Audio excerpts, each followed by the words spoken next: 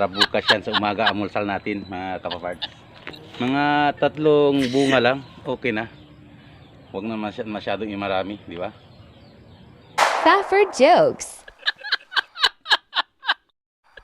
What's up mga kapaparts? Kumusta? Ay naman kami. Sa araw na to ay magtanim tayo ng pitsay. So nandito yung similya ng pitsay. Thanks God dahil medyo umuulan. So pwede na tayo magtanim ngayon ng pitsay mga kapaparts.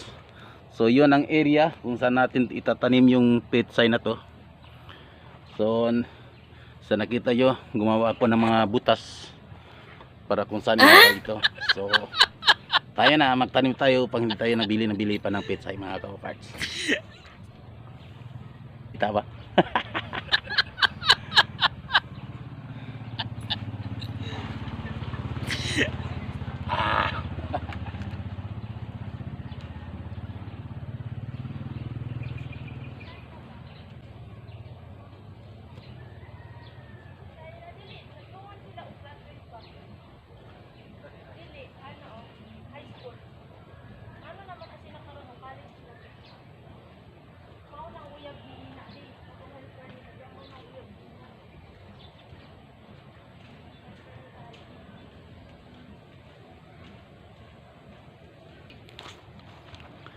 So sa nakita po natin yung pitsay natin ay ganitong forma. So ilibing natin yung pitsay abutan hanggang dito talaga, dito sa may dahon. Hindi dito lang ha, kasi matumba yan, kasi malambot lang ito. To be sure na ito ay hindi bali mga kapaparts ha, hindi bali. To be sure din na itong ugat to ay nakadikit talaga sa lupa, nakahawak talaga sa lupa, hindi na nakabakante. Kung minsan kasi takpan natin yung dito natin, yung banda dito, pero nakahalo yung sa bandang loob. Yun ang reason dapat itubig natin yung puno after magplanting, para yung lupa ay didikit talaga dito sa may ugat. So yun ang isang tips para hindi mamatay yung pecha natin. Saka kung bali na to, huwag na natin gamitin kasi hindi na ito lalaki. At saka dapat huwag natin hawakan dyan kasi sensitibo to, dali ito malata.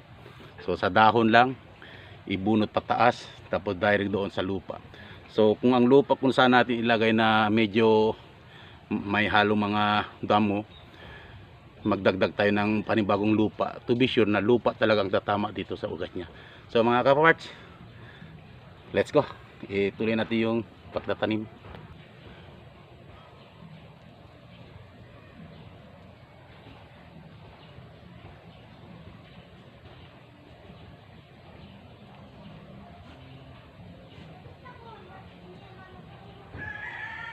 Ayan, kita-kits pa. Baba ko muna to. Ayan. So may mga damo dito. So anong gagawin natin ay kukuha tayo ng panibagong lupa, maglagay dito para to be sure na itong ugat na to ay sa lupa talaga, hindi tatama doon sa mga damo. Ayan, simple lang, ganoon lang kasimple mga kapaparts.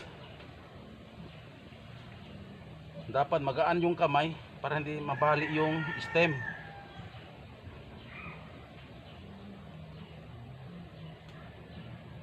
Yan.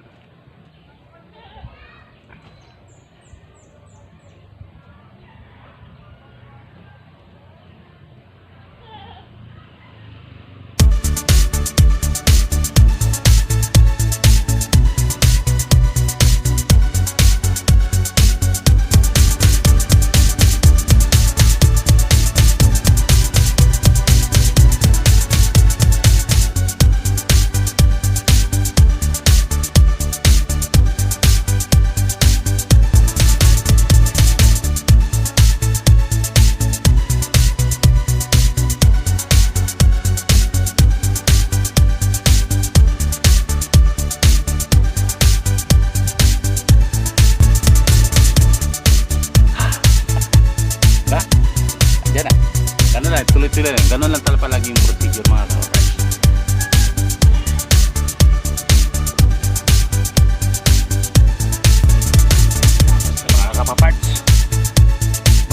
na lang tayo per stem.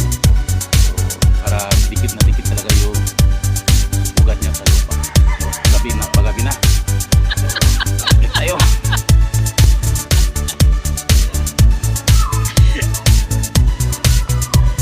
Kunti na lang naiwan. So, ilagay natin ito sa paso. Sa paso na rin na natin ito. Kunti na lang naiwan kasi wala nang area dito na ito na. Palit ang kasing area natin.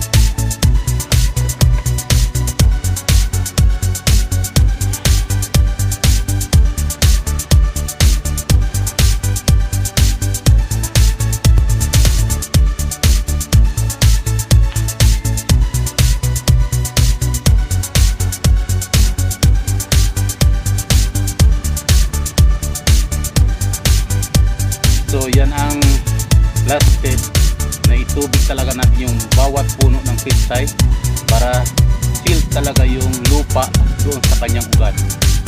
Madikit talaga yung lupa doon sa kanyang ugat na walang halo mga pekan area sa loob na nakadikit talaga.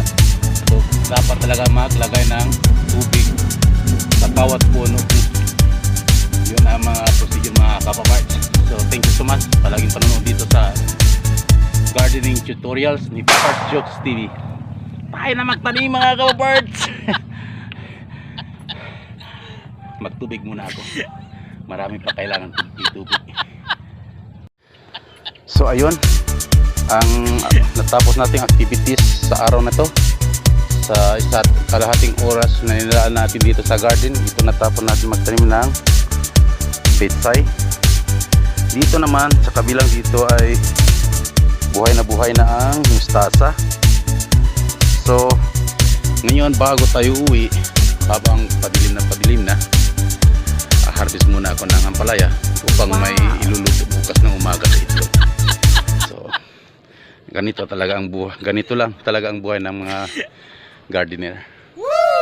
Bago uwi, dala-dala yung mga gulay para iluto. So, mag-harvest muna tayo ng ampalaya mga kapaparts. So, ito, kunin na natin to kasi parang malapit na siya maghinog. So, paano ba to? Hindi ko maputol yan pag hinawakan ko yung cellphone. Mahirap, di ba? Silang. Para bukas yan sa umaga, amulsal natin mga kapaparts. So, mayroon pa dito isa.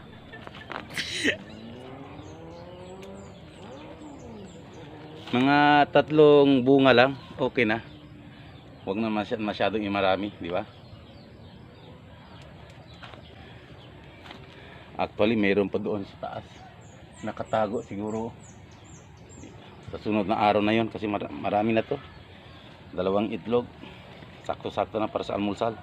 So, ito ang sabi ko na hindi na tayo magbili-bili pa. Resco, walang halong chemical. Usok-usok lang dyan. May ampalaya na tayo. So, I invite you all, kapaparts, na magtanim tayo upang hindi na tayo bili pa ng mga gulay sa merkado. So, dito meron na ako mustasa, pechay, radish, ampalaya. Wow. Ano pa ba? Kamatis, sayote.